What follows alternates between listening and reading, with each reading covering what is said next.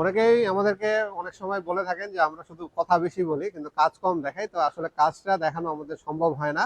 কারণ হচ্ছে একটা কাজ করতে গেলে অনেক সময় লেগে যায়। এজন্য হচ্ছে আমাদের ইনফরমেশনটাই আপনাদেরকে সবার আগে দিতে হয়। তারপর যদি কেউ কাজ দেখতে চান, শিখতে চান, আমাদের এখানে ট্রেনিং সেন্টারের ব্যবস্থা আছে। আপনারা হচ্ছে এসে আমাদের এখানে কাজগুলা শিখে যেতে পারেন কিংবা দেখে যেতে পারেন। তাহলে আপনারা হচ্ছে নিজেরাই হচ্ছে এই কাজগুলা করতে পারবেন, যিনারা আমাদেরকে এই ধরনের কমেন্ট করে থাকেন। তো ওনাদের জন্য এই সুযোগটা আমরা দিয়ে রেখেছি। তো যাই হোক, আমাদের এখানে একটা নিসান এক্সটেল হাইব্রিড গাড়ি আসছে। সেই গাড়িটা হচ্ছে যে গিয়ার বক্স আছে, সেই গিয়ার বক্সের হচ্ছে সমস্যার কারণে আমাদের কাছে আসছে। তো এই গাড়িটা যখন চলতে যাইতো তখন হচ্ছে একটা জোরে ধাক্কা দিত, আর যখন জামে থাকতো কিংবা দাঁড়ায় থাকতো পার্কিং মোড থেকে গিয়ারে দিলে হালকা টান দিতে গেলে ধাক্কা দিয়ে দিয়ে দিয়ে গাড়িটা আগাইতো, আর রানিং এ চালাইতে গেলে অনেক সময় ধাক্কা দিত। তো এই সমস্যা যখন আমাদের কাছে নিয়ে আসলো, আমরা অ্যানালিসিস করলাম। অ্যানালিসিস করার পরে দেখলাম যে এই গাড়িতে হচ্ছে গিয়ার বক্সের সমস্যা হয়ে গেছে। তো আমরা এই গাড়ির গিয়ার বক্সটা নামাইছি, এখানে দেখতে পাচ্ছেন আপনারা যে গিয়ার বক্সটা নামাইছি, এবং আমাদের রিপেয়ারের মোটামুটি কাজটা শেষ হয়ে গেছে, কারণ এটা আমরা কালকে থেকে কাজ করতেছি। এটার যে মোটরটা আছে সেটা আমরা হচ্ছে লাগাইলাম, আর সেই সাথে ভালভ বডিটা আমরা চেঞ্জ করছি।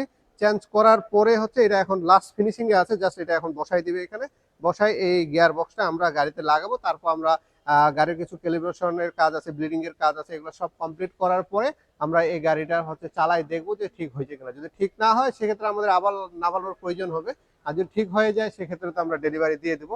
তো এই নিসান এক্সটেল গাড়ির হচ্ছে গিয়ার বক্স সমস্যা হচ্ছে কি কারণে, সেগুলো কিন্তু আমরা আমাদের অনেকগুলো ভিডিওতে আপনাদেরকে আমরা বলে রেখেছি যে আপনার গাড়ির হচ্ছে এই সমস্যাগুলোর কারণে, এই কাজগুলো না করার কারণে আপনার হচ্ছে গিয়ার বক্সগুলো নষ্ট হয়ে যাচ্ছে। তো এই গাড়িটাতেও কিন্তু আমরা সেম কিছু প্রবলেম পাইছি, সেটা হচ্ছে যে আপনার গিয়ার অয়েল চেঞ্জের যে বিষয়টা। এই গাড়ির গিয়ার অয়েলটা গাড়ি কেনার পর থেকে শুরু করে একবারের জন্য হচ্ছে ওনারা গিয়ার অয়েলটা চেঞ্জ করে নাই। যখন আমরা গাড়ির গিয়ার অয়েলটা বের করলাম কিংবা চেক করার জন্য আমরা বের করার প্রয়োজন হলো, চেক করে দেখি যে পুরো কালা হয়ে গেছে, ময়লা হয়ে গেছে। এবং তা আমরা একটা জিনিস কি করি, যে গিয়ার অয়েল যখন আমরা একটা ওয়ার্কশপে নিয়ে যাচ্ছি গিয়ার অয়েল চেক করার জন্য, তো আমাদের কি হতেছে, দক্ষ টেকনিশিয়ানরা শুধু জাস্ট গিয়ার অয়েলটা বের করে দেখতেছে যে চোখের দেখায় যে কালো হয়েছে কি না। কিন্তু আসলে কালো না হইলেও কিন্তু আমাদের একটু সেন্ট নিয়ে দেখতে হয় যে গিয়ার অয়েলটা হচ্ছে পুড়ে গেছে কিনা, গন্ধ আছে কিনা, গিয়ার অয়েলে গন্ধ আসতেছে কিনা, এই বিষয়গুলো কিন্তু আমাদের একটু নজরে রাখতে হয়। তো তাইলে যদি আমরা গিয়ার অয়েলের যে পুরো গন্ধটা যদি আমরা বুঝতে পারি, সেক্ষেত্রে কিন্তু যদি কালার ভালো থাকে তারপর আমরা চেঞ্জ করে দিলে, স্যান্ডটা যদি ঠিক মতো না বুঝতে পারে সেক্ষেত্রে কিন্তু গিয়ার অয়েল খারাপ হওয়াটাও কিন্তু আমরা ঠিক মতো বুঝতে পারবো না। শুধু কালা হয়ে গেছে এটা বুঝে কিন্তু আমাদের গিয়ার অয়েল বোঝার কোনো সুযোগ নেই।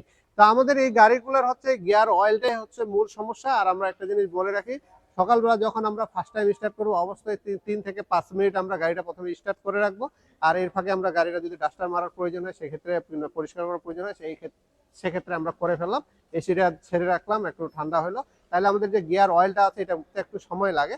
এই সময়টার পরে যদি আমরা গিয়ার লিভারটা কিংবা শিফটিংটা করি, সেক্ষেত্রে আমাদের গিয়ারটা একটু ভালো থাকে। আর রেডি পিক আপটা আমরা বলি একটু অ্যাভয়েড কম করতে। রেডি পিক আপ বলতে গাড়ি যদি একেবারে পার্কিং মোডে থাকে, গিয়ারে দেওয়ার সাথে সাথেই যেন আমরা ড্রাইভে দেওয়ার সাথে সাথে যেন আমরা হচ্ছে স্পিডটা না উঠাই। এই দিকগুলো একটু নজরে রাখলে হচ্ছে গিয়ার বক্সগুলো আমরা ভালো রাখতে পারবো। আর গিয়ার অয়েলটা কিন্তু আমরা প্রতি বছরই চেঞ্জ করার কথা বলে থাকি আপনাদেরকে।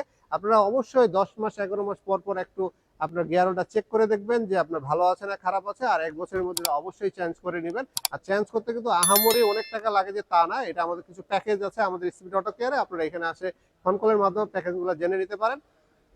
আর যদি আপনারা নিজেরা অয়েল নিয়েছেন, আমাদেরকে সার্ভিস চার্জ দিলে আপনাদেরকে আমরা হচ্ছে এই কাজগুলো করে দিই। তো যাই হোক, আমরা এটা রিপেয়ার কমপ্লিট কাজগুলো করতেছি। এই গাড়িগুলো হচ্ছে 3 ধাপে ঠিক করা যায়।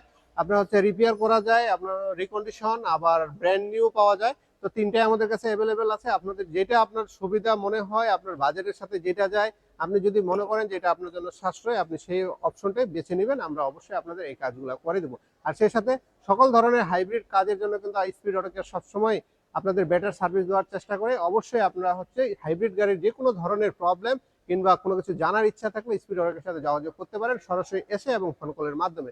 সব মিলে ভালো থাকবেন, আমাদের জন্য দোয়া করবেন। ধন্যবাদ।